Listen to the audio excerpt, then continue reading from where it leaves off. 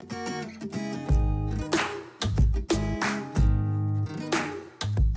guys and welcome to my channel. My name is Beth and I am the Bookworm Trait, and today I am bringing you my mid-year book freakout tag. It is not called that. And today I am bringing you my mid-year freakout tag. Now before we get into this video, I just wanted to say that 2020 has not been a great reading year for me. Not only have I not been reading a huge amount, I haven't really enjoyed what I've been reading, so there might be a little bit of repetition in this video, but it is what it is. So the first question is, what is the best book that I've read this year? This was a book that I read fairly recently. Sadly, I don't currently have this book because I have lent it to a friend because it was so good I need everybody to read it, and that is Normal People by Sally Rooney. Normal People is, I suppose you would call it, a romance set in Ireland, Republic of Ireland. I think it's Republic of Ireland. And it follows the life of two characters, Connell and Marianne, as they go from being older teenagers in their final year of high school towards being young adults. So I think we end up after they would have finished their first 3 years at university, so they would have been around 21, 22 when the book ends. It is a really great coming of age story. We see how the characters grow and develop from young people into young adults. We also look at mental health amongst hundreds of other things. I gave it 5 stars. All of my friends that have read it gave it 5 stars, and I cannot recommend this book enough. It is perfection. One thing I will say is that it does end on a cliffhanger, which I know a lot of people don't like, but my bestie is one of those types of people and even she liked it, so please don't be put off by that. The next question is the best sequel that I read this year. I'm someone who, like many people, struggle to motivate myself to read sequels. Usually I just can't be bothered. But there was one sequel that I read this year that I absolutely adored, and it was from, I think it's called the Filthy Rich American series. The first book is called The Initiation and the second book is called Obsession. I can't remember what the third book is called, but I read that too, and the spin-off. That's how much I enjoyed it. Now obviously I can't tell you what the sequel is about, but The Initiation is set in a very rich town in Massachusetts. I cannot say that. I'm sure you know what I am trying to say. It is a romance series, a very smutty romance series, but I like that about it. In the first book, we follow a relationship between a girl called Marist and a guy called Royce. Royce comes from one of the most wealthy families in America. They own banks or something, I don't know.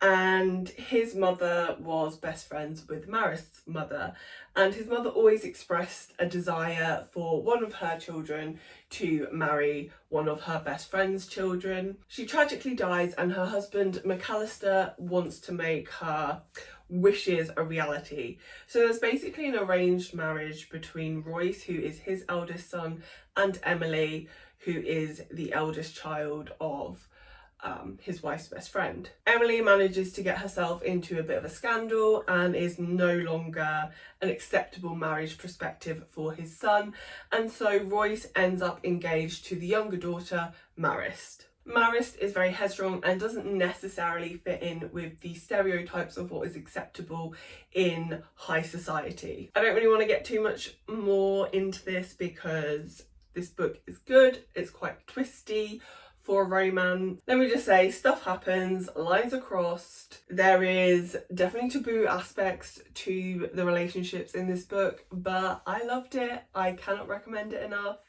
If you like a problematic romance, you're gonna love this book.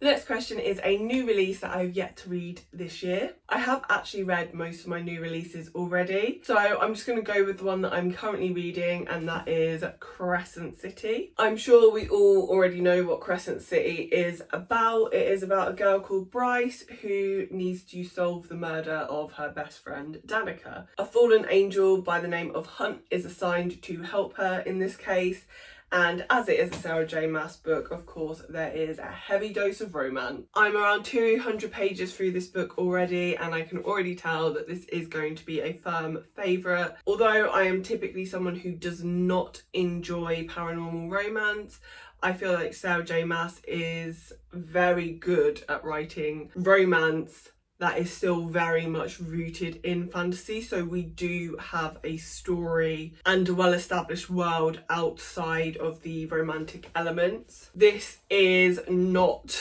YA masquerading as adult, which I would say A Court of Thorns and Roses was. A Court of Thorns and Roses still had some kind of YA feeling to it, whereas this does not. And I think this is probably what Sarah J Maas should have been writing from the very beginning, because this is brilliant. The next question is a book that was really disappointing. I'm actually going with two books because both of these books I was really anticipating reading, and both of them failed to live up to my expectations. The first book is The Night Country. This is the sequel to The Hazelwood.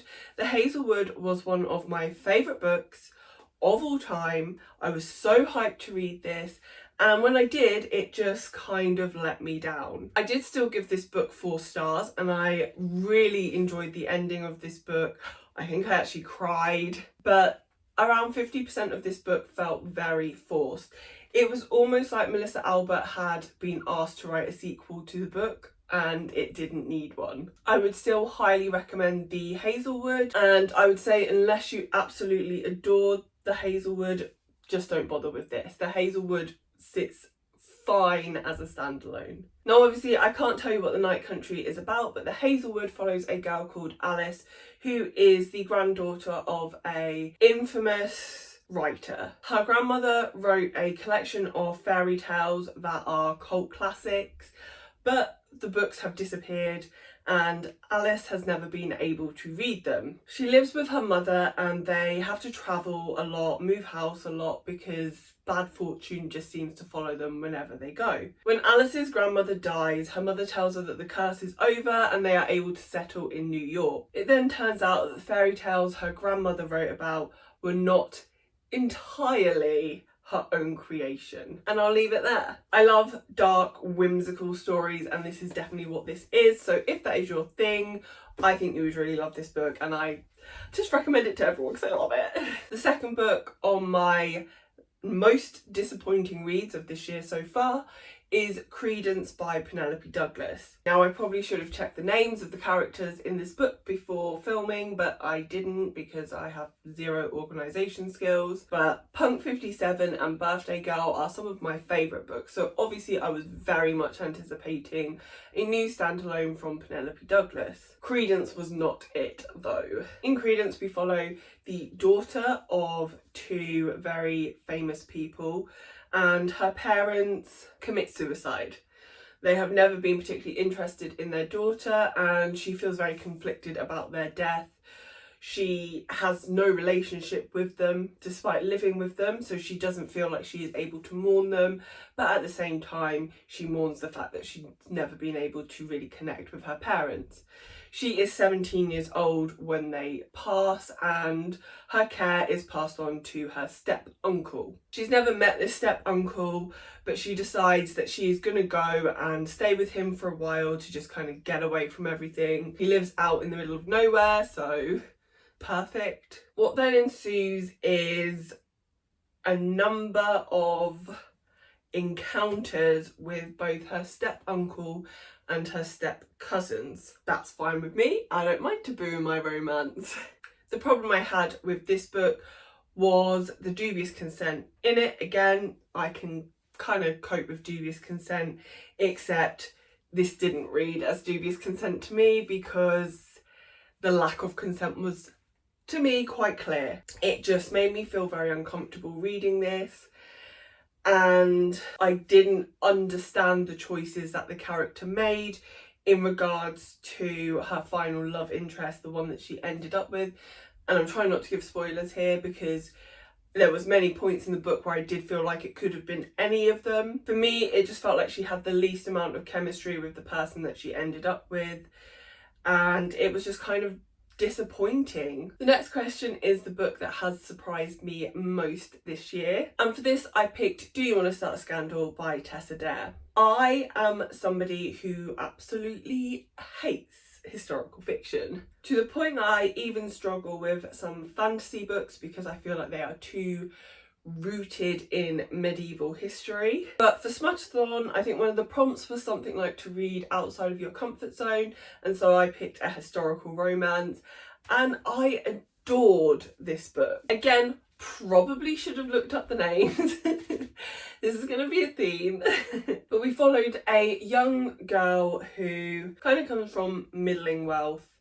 Her sisters, I believe, have already married and have kind of married above their stations, and her mother wants the same for her and is being a little bit forceful about it. Imagine Mrs. Bennet. This is basically this girl's mum. She is invited to spend the summer at a fancy home estate where her best friend is the daughter of the homeowner, or the like sister, something like that. And this person is again above our main character's status, so her mother is there and her mother is being very pushy.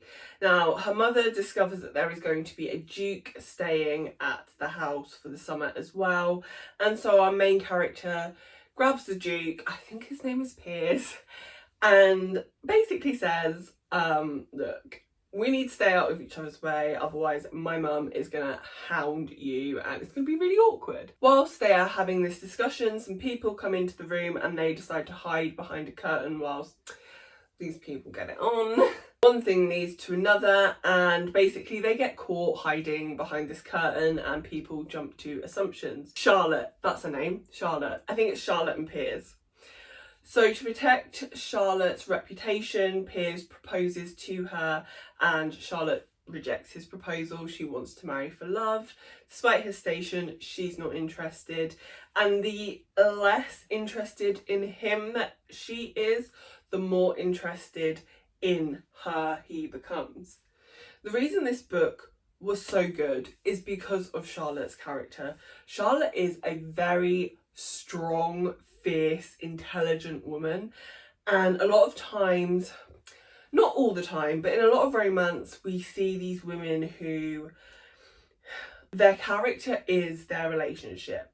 They are made better because of their relationships, and whilst of course we want to be with someone who lifts us up and makes us the best that we can be, Charlotte is already there without Piers. She doesn't need Piers to make her any happier, any more intelligent. She doesn't need the money and the access that he can give her. She doesn't need it, she doesn't want it, she's got her own plans for her life. Throughout the majority of the book, Charlotte is just like, no, I don't need you, I don't need no man. I really appreciated that. I appreciated the fact that Piers fell in love with her because of these reasons. And yeah, I just found it like a really empowering romance. It just felt so strong and I was just, yeah, I was there for it. The next question is a new to me author that I have discovered this year, and I could go with Sally Rooney because new favourite book, but I'm going to go with someone different because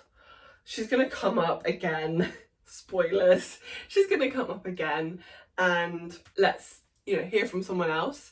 So I'm going to go with Peng Shepherd, who wrote the Book of M. The Book of M, I read this book the first week of lockdown, and going into this book I did not realise that this was kind of set in the future after a pandemic. Probably wasn't the best time to read it, but my god, it was a good book. The Book of M follows a cast of characters who live in this post-apocalyptic future following a pandemic where people's shadows disappear. Now, when your shadow disappears, so do your memories. Slowly and over time, you will begin to forget things. But what can also happen is you misremember things. And when you misremember something, it then becomes reality.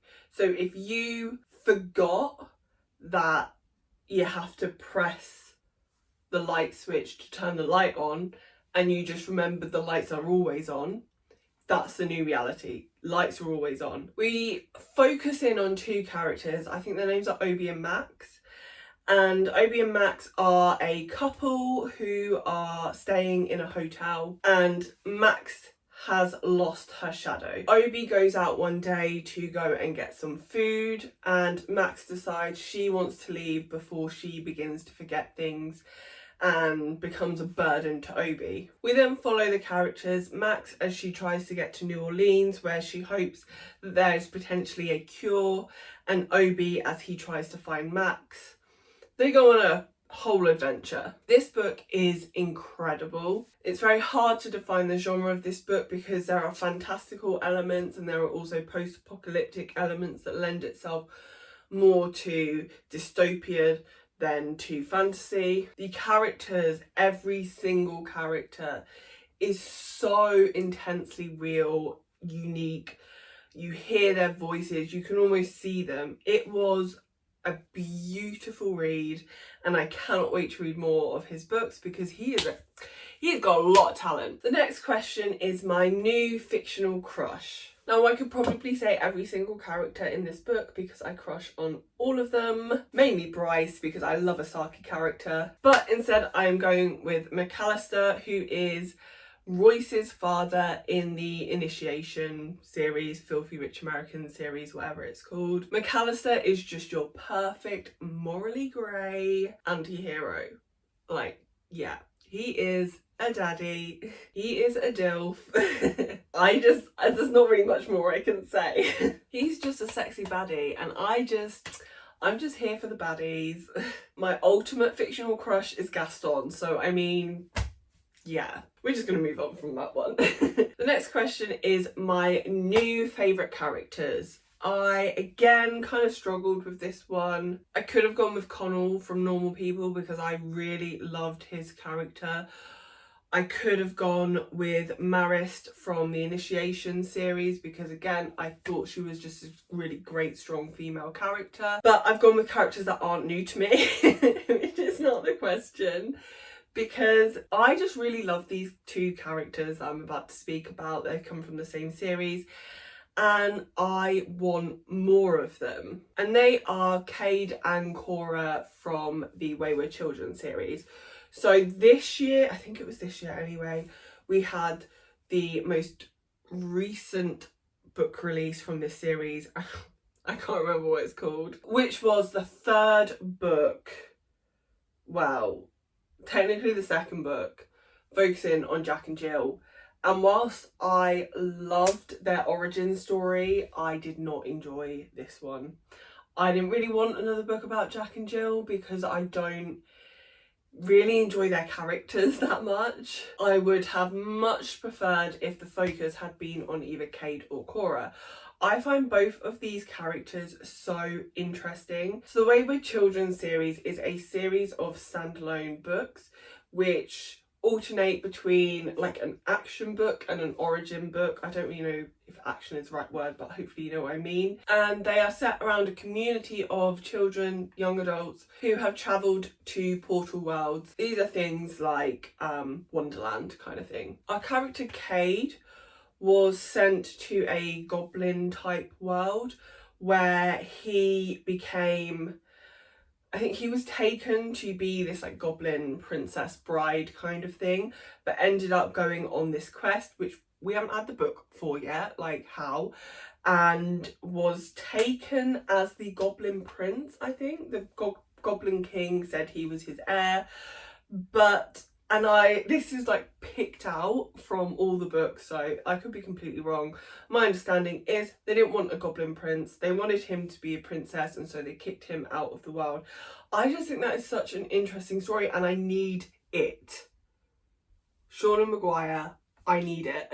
Then we have Cora, who, she is my favourite. Cora is a fat character. We have so few fat characters in our fantasy books. I can't name one. Cora is strong, like physically strong. Yes, she is overweight, but she is healthy and she is fit, and I think like that is a message. Cora's also a mermaid. Like, who doesn't love mermaids? I don't always love the Wayward Children series. I love the origin stories. I don't love the action ones so much because they are short. But I just think we need more of these two characters. I'd also love to see more of Christopher. I don't want any more Jack and Jill, please. Shauna Maguire, please. No more Jack and Jill. Give me these two. I love them. Thank you. Bye. So our next question is a book that made me cry. Only one so far this year, apart from The Night Country, but that doesn't count because that was more like nostalgia, lack of sleep tears. Normal People was just like, my heart is broken. How can I live in this world without more of this story tears? Connell and Marianne's relationship is so real, and I think is a very interesting look into communication and how a lack of communication can really affect your ability to be in a healthy, happy relationship. I don't want to obviously spoil the ending. You might think I'm hinting at it, but you have no idea. But I cried multiple times in this book. I was upset multiple times in this book because it was so real. It was so reminiscent on real life and real relationships that I have experienced when I was younger, and loved it.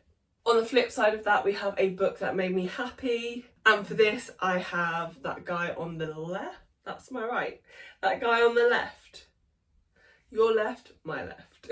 This is another romance book, another smutty romance book, but this is a very sweet romance book. Our male main character, Theo, is the sweetest, most adorable male romantic hero I have ever read. In this book we follow Lainey and Theo, who meet at a party. Lainey has been burnt many times in the past because she always picks the wrong kind of guy, whereas Theo has only ever had one serious relationship where the girl that he was saving his virginity for cheated on him, lost her virginity to someone else, and obviously they broke up. Theo is a bit of a nerd, he's a bit socially awkward, whereas Lainey is very confident and very outgoing.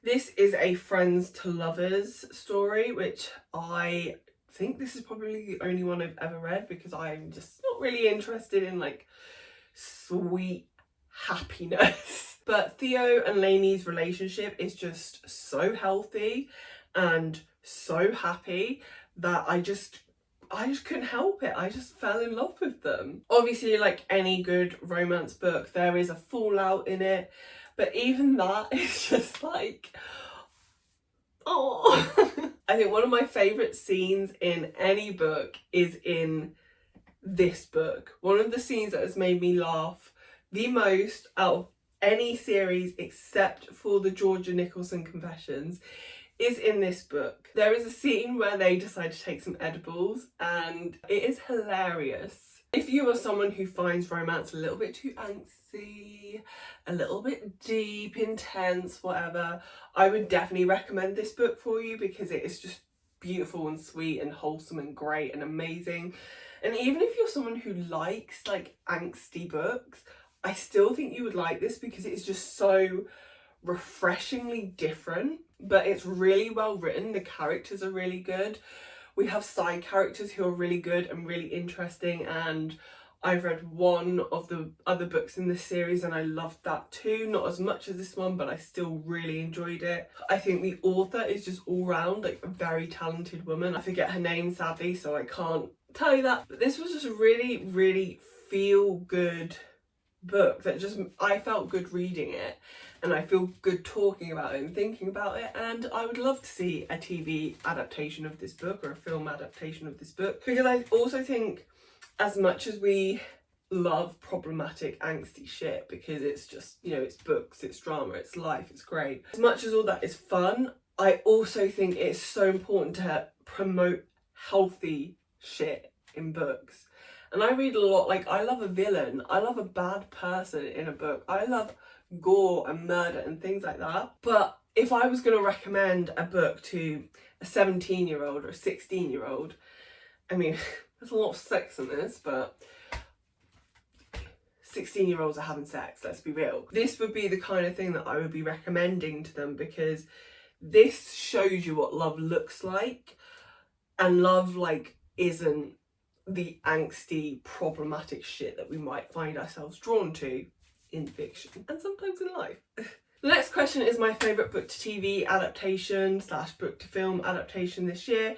I'm just going to go over this one really quickly because it is, again, Normal People. If you haven't read it, read it. Then watch the BBC adaptation, then read it again, then watch the adaptation again, and then read it again, and just keep going. Just keep the cycle going. The next question is the most beautiful book that I have bought this year, and I have actually been very good with buying books this year. I haven't bought that many, so there wasn't like a huge amount to pick from. But I think my favourite is My Dark Vanessa. I just love the colour scheme on this one. I love this peachy pink, one of my favourite colours. And I love the naked hardback. That blue is just stunning, and the text on the spine is a rose gold, and I just love the colour combination. I just love it. I love the artwork on the front, so just the red hair, I just think it's really pretty. The braid on the back, I just think this is gorgeous. And I would also say I really love the covers on Sally Rooney's books, so Conversations with Friends and Normal People. Again, I love the colour scheme, the mustard yellow and the navy blue.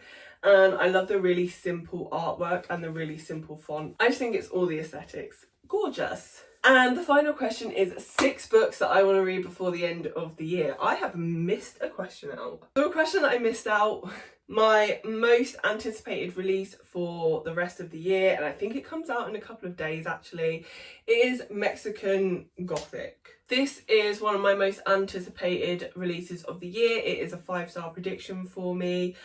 I believe this is a Gothic, as in Gothic literature, not like goths.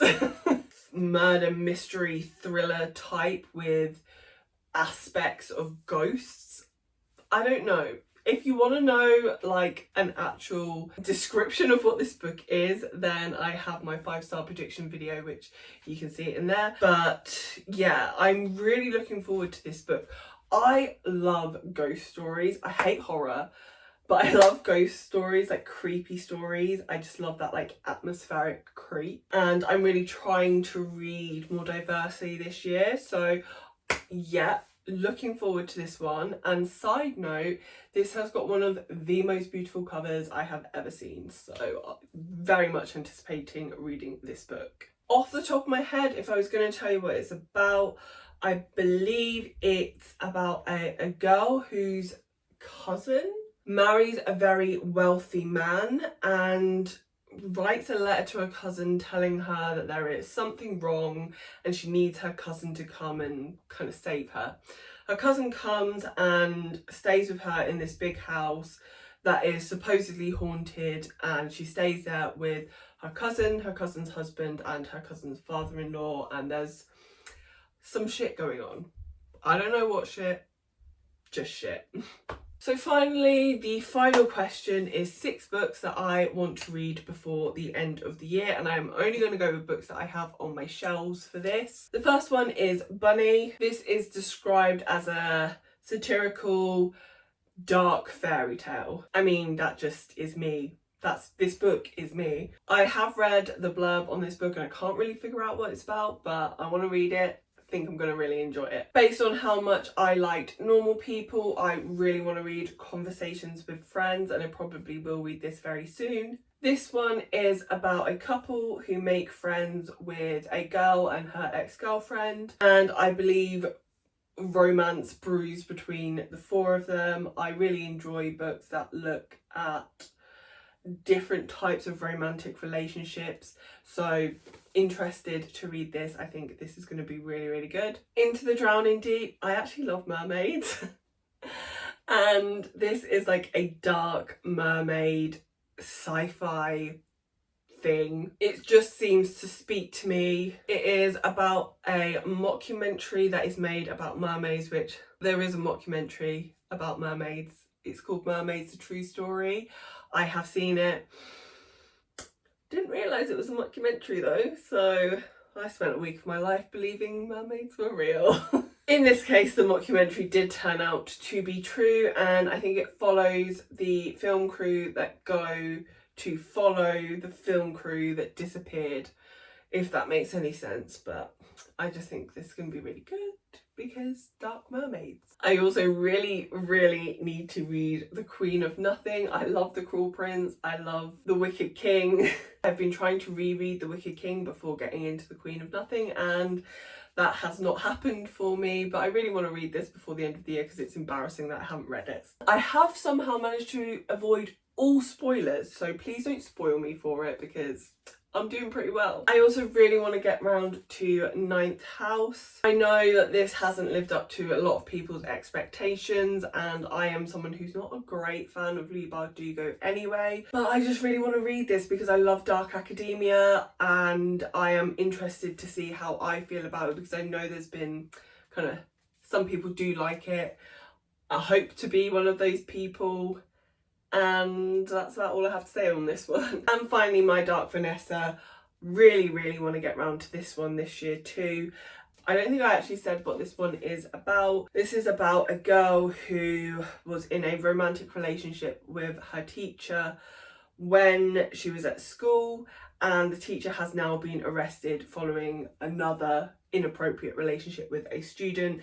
And it's about her coming to terms with the fact that her relationship was abusive when she believed that she was kind of an anomaly. This is actually a subject that really interests me, so yeah, I think this is going to be a 5-star read for me. Super excited for this.